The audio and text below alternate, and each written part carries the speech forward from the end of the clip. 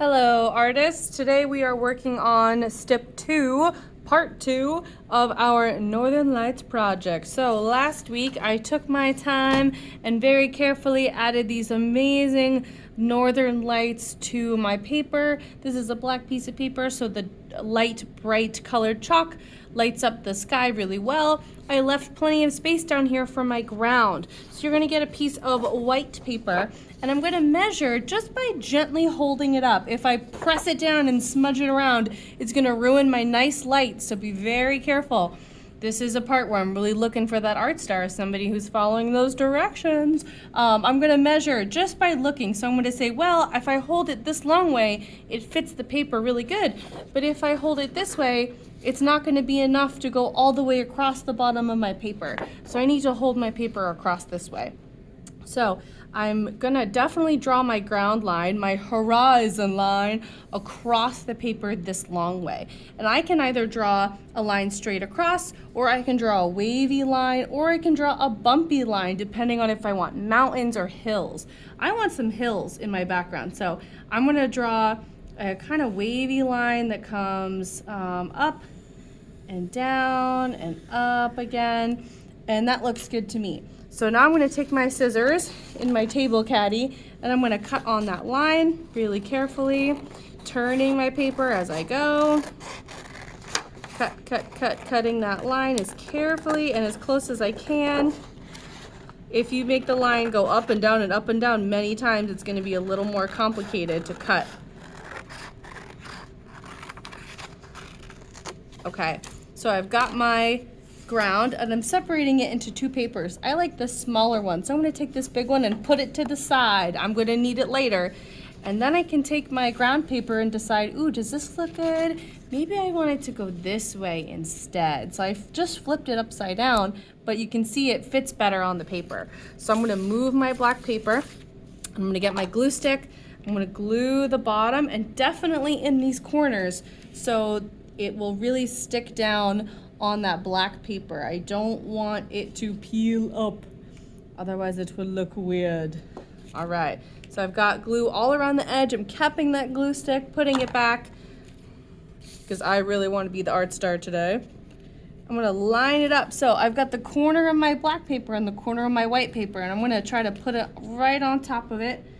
Try to line it up as best as I can, and then I'm gonna put it down and just smush it down.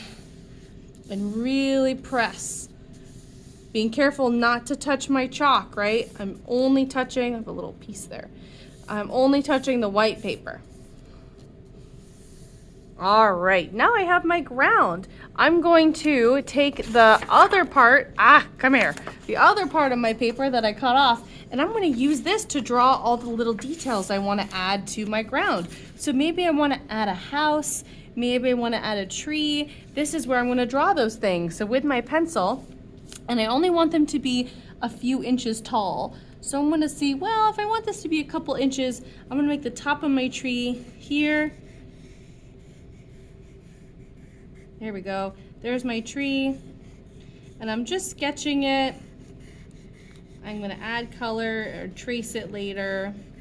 There we go, that looks pretty good to me. Now I can take my crayons. I love crayons for trees. I think they look really good because I want that texture of like pine needles. Oops, my camera is wiggling, sorry. But you can see I'm coloring with my crayons carefully, trying to make my best work. You can also trace, I like to do this, trace with my marker, cover up those pencil lines. There we go, and then you have a nice border for your different pieces. I'm going to make 3 different things to add to my landscape, and I'll be right back. Okay, I'm just finishing up drawing my 3 different things. You can do more than 3. Please do more than 3. I actually might add a real big candy cane because that sounds really fun. I made a tree, a house, and a snow person, and I colored them before I cut them out. That is important. If I tried to draw something, cut it out, glue it on, and then color it, I know my hand is gonna be moving a lot when I'm trying to color, and that might smudge my nice sky. I don't wanna do that. So I'm gonna color it and then cut it out. And I can separate them first because it's much easier to cut something small out than cut something out that's like attached to a bunch of other stuff. So I'm just cutting around them. So now I have 3 separate pieces.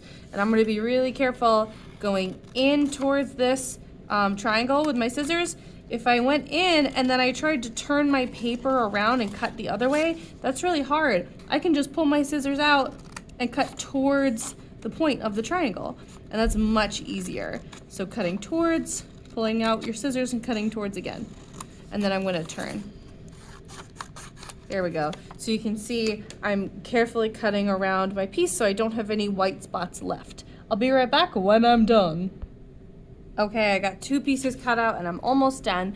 But I'm gonna place them on my paper first and decide where I want them to go before I add the glue. So I'm gonna add the glue once I've decided where I want it to go around the edge really carefully, and then I'm gonna glue it down and press, press, press, press, press. I don't wanna swipe right because I don't wanna mess up the chalk, but I'm gonna press it down really well, and I can do the wiggle test.